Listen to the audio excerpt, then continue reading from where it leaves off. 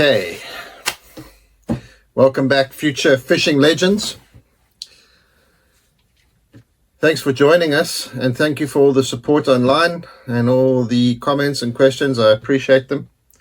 Remember, guys, if you have comments about the video material, please leave it on the specific video that you have a question about, and then I can reply to that directly to your question. Guys, we're approaching a part of our session work now where things are going to get a little bit tricky. We're going to start talking about some things that kind of coincide with each other or mesh with each other, but I don't want you to panic if you don't know what I'm talking about. You'll understand what I'm saying when we get more into it today. What's happening is we're getting to the end of the tackle basics. So if you look on the playlists on the channel, you'll see that there's bass biology and then basic tackle. So today is probably going to be the last installment of basic tackle. It's going to be another close-up one today. There's a lot of stuff in this today, guys, but what I'm going to do is I'm going to explain each thing to you briefly, and then I'll put up on the screen suggestions. It is not an easy thing to do because there's multiple different baits that we can connect with what we're going to do today. So today's episodes is probably going to be two, is about terminal tackle and tools. And I'm going to go through each and every item of terminal tackle that you may have carry with you in your boat or in your tackle bag. There's some things I'm going to leave out because it's more pertinent to do that when we start getting to the technique side of things. So I may mention some techniques today when we're going through the different types of terminal tackle. Don't be intimidated by it. We're going to circle back to everything. Every time that we do something, we're going to circle back. We'll circle back to rods. We'll circle back to reels, line, hooks, the entire setup.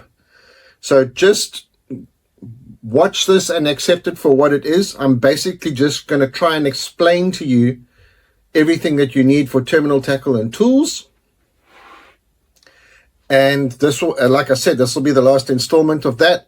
Then we're going to start with techniques, and with the techniques, everything that you hear today will be better explained to you. So I hope that makes sense. We're going to go to our high-tech close-up camera now so that we can go through all the tiny little things. There are some really small things that I'm going to show you today, guys. I'm going to try and get them into focus. Forgive me if I don't. I don't have the best filming equipment. And then obviously, if there's anything that I don't have, which is one or two things, I'll just put random graphics up of them on the screen for you to have a look at. I hope you enjoy this. These is probably going to be 2 episodes, but I hope you enjoy this. Let's get into it. Right, let's get this show on the road. Some of you may recognize this raggedy old box from the other day when we did tackle storage. It is the same guy. Okay, so last week we spoke about different ways of storing our terminal tackle. Terminal tackle essentially means the tackle that is at the end of your fishing line, where the line terminates. That's all that is. This week we're going to talk about the different types of terminal tackle. We are going to keep it quite general. When we start getting into the specific techniques, I will elaborate more on the different things. What I recommend you do is to have a tackle box that's got a little bit of everything in it. And you could see in this box, there's a little bit of everything. Like everything else we've discussed so far to do with fishing tackle, you're going to have your preferences and things that you like more than other things. So full disclaimer here, everything except this box and this box here, as far as hooks go, is Gamakatsu. That's my preferred brand.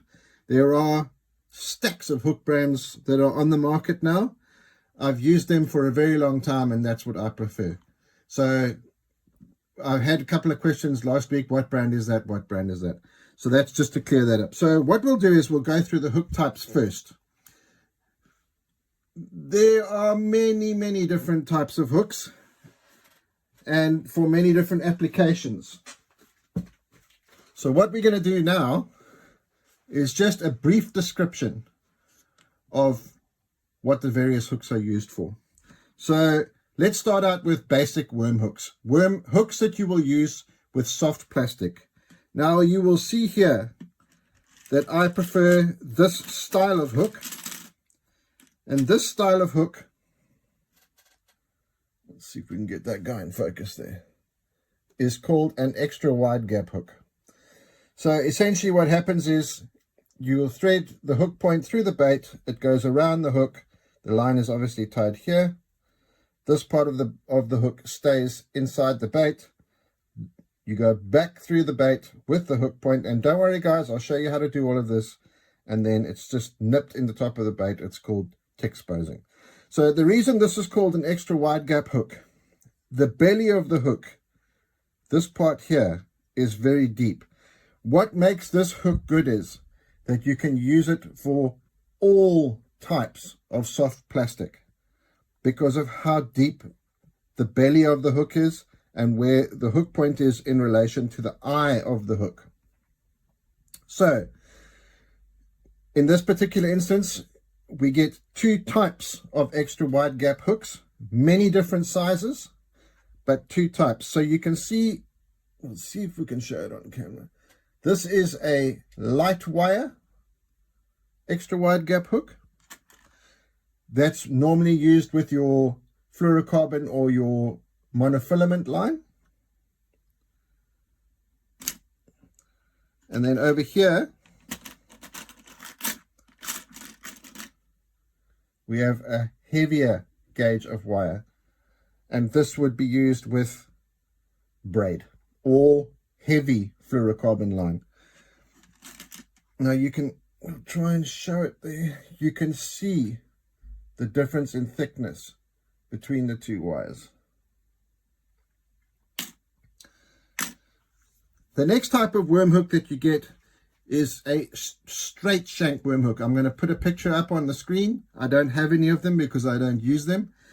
I use extra wide gap hooks just about 98% of all my soft plastic fishing. And a lot of guys will disagree with that, and that's fine. They can use whatever they want to use. But for me, this works the best. Straight shank worm hooks, preference thing, they are great.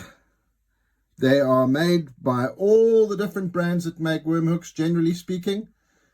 The problem with the straight shank worm hook is that, whereas with the extra wide gap hook, the belly of the hook is deep and allows for any type of plastic, straight shank worm hooks usually only allow for thinner types of soft plastic because the gape of the hook or the bite of the hook is not wide enough to accept thick-bodied baits.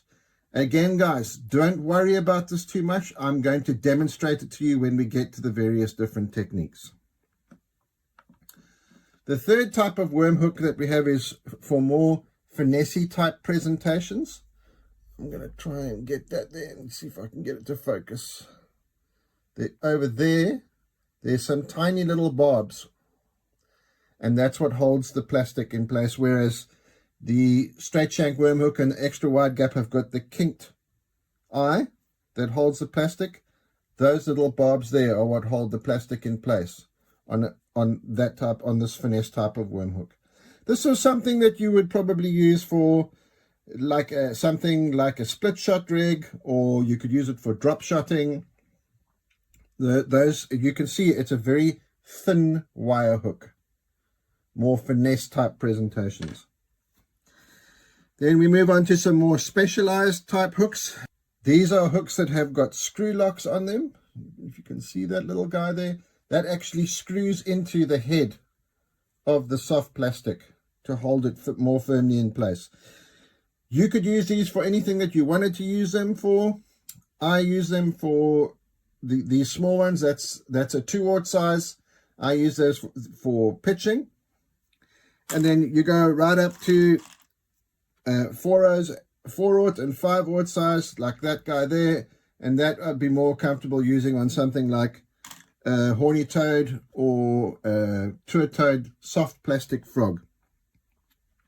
Before we go on, just one thing that I want to mention quickly.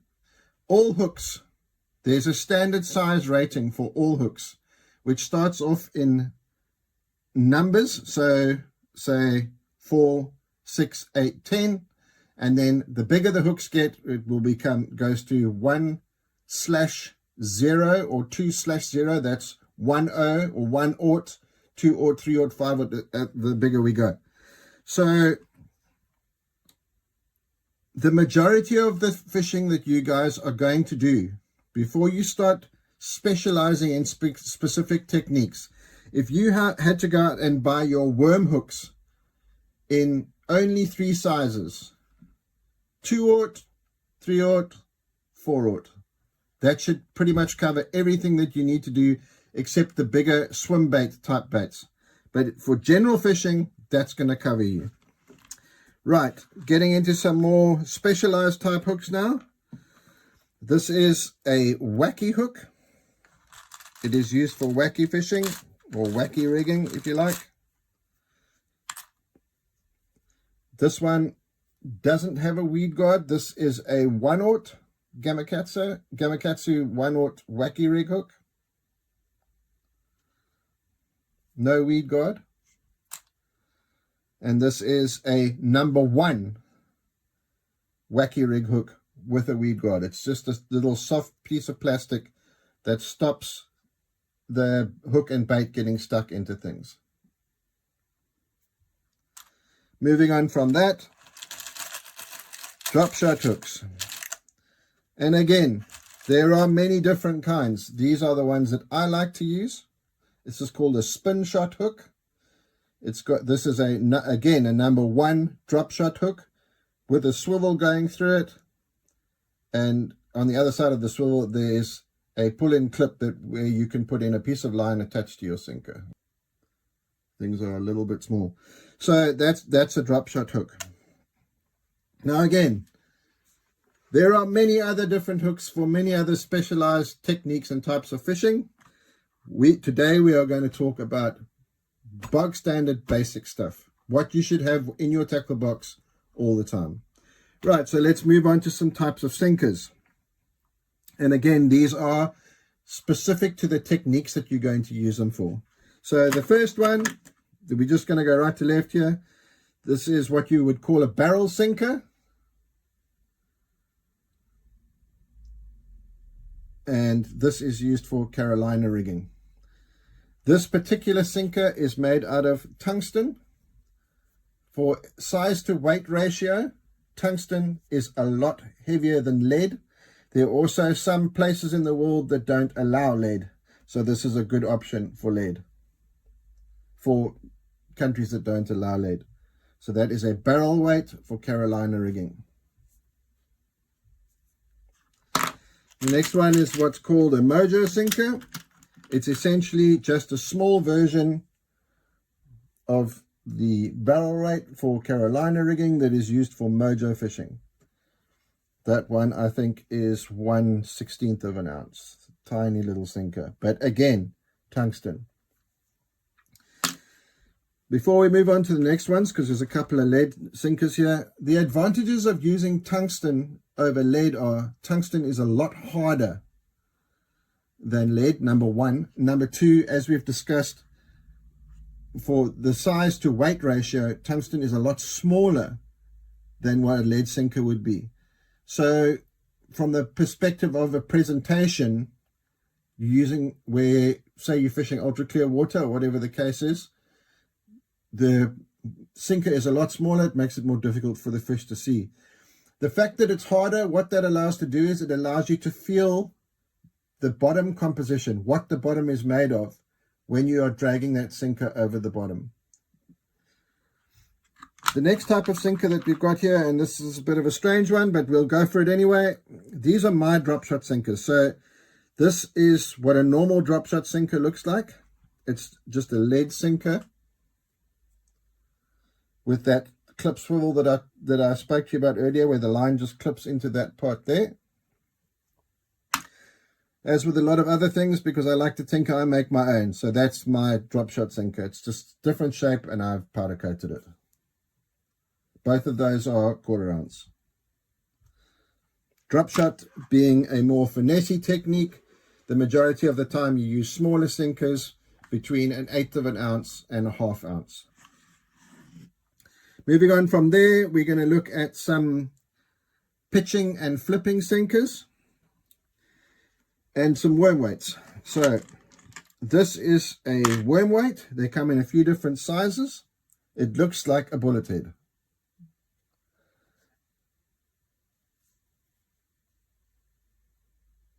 These you can get in many sizes from, I don't know, 1/16 of an ounce all the way up to probably an ounce. So that's a worm weight, just a standard worm weight. Then we go to what is called a pitching and punching weight. It's slightly different to the worm weight, but not a lot. It has the same general shape, but at the back it is concave. It goes in rounded like that. And all that is for is to allow the sinker to slip through cover more easily, and you can see that it's concave at the back of the sinker as well, which some worm weights are too, and that just allows it to go over the head of or sit nicely on the head of the plastic bait that you're fishing. Punching weights, generally speaking, probably start around 3/8 ounce, and they can go up to as heavy as 1.5 to 2 ounces. That's what we spoke about when we said we're going to war. You would punch. The reason it's called a punching weight is because you would punch it through a grass mat. The heavy weight allows you to punch through the grass mat. So many different sizes of many different sinkers. And then we will move on to just general stuff. These are clips that's used to quickly attach your hard baits to your main line without having to bite the line or cut the line all the time. And then there we've got some small swivels as well, which we would also use to tie our Carolina rig.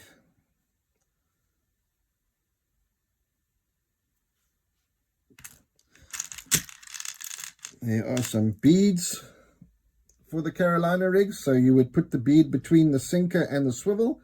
Don't worry, again guys, I'll show you how to tie the rig up. It's just a 5mm plastic bead. These here are